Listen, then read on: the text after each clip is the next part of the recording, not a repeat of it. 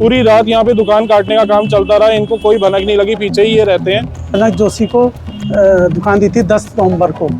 एक आदमी उनका उस साइड को रैकिंग कर रहा है और 4-5 जने यहाँ चोरी को वो लगे हुए चोरी करने में। अनुमानित 20 से 25 किलो चांदी और 300 से 400 ग्राम सोने का सामान वो।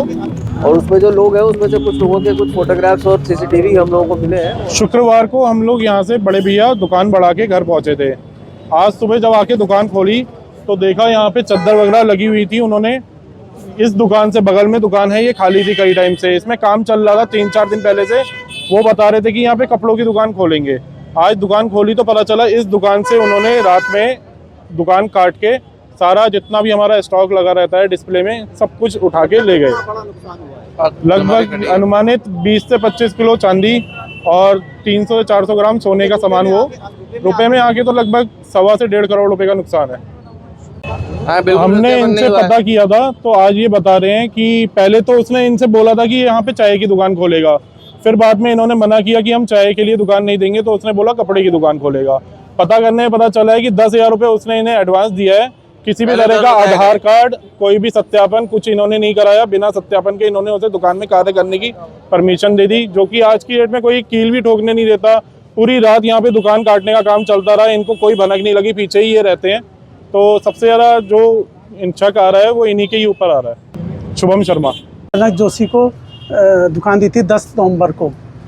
चाबी ले गए थे वो 10 तारीख को, और हर 30 नवंबर को हर थोड़ा थोड़ा करके पैसे दे जाते थे।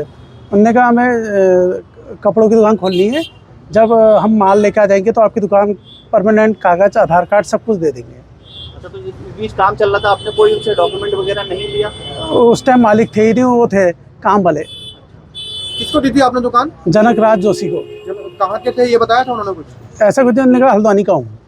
अभी हमने देखा, अभी रेस्टोरेंट से हमने कैमरे चेक करे, उसमें एक आदमी उनका उस साइड को रैकिंग कर रहा है और 4-5 जने यहाँ चोरी को वो लगे हुए चोरी करने में। ऐसा मंगाया? उसके बाद वो पैदल जाते उस साइड को, जो हमने उसमें देखा कैमरों में, पैदल उस साइड जाके ऑटो लेके आते हो, ऑटो लाके ऑटो उस तरफ लगाते रोड के हो।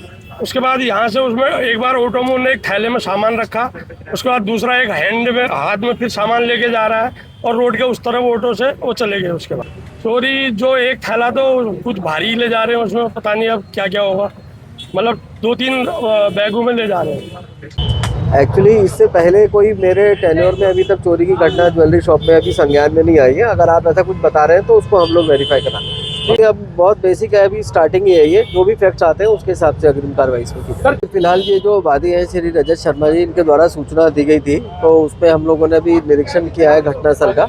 और इसमें जो अभी सामान की लिस्ट है अभी वो अपनी प्रिपेयर कर रहे हैं उसमें, और इसमें अभी तहरीर दे रहे हैं। उसमें अभियोग पंजीकृत करके इसके अनावरण के प्रयास किए जा रहे हैं।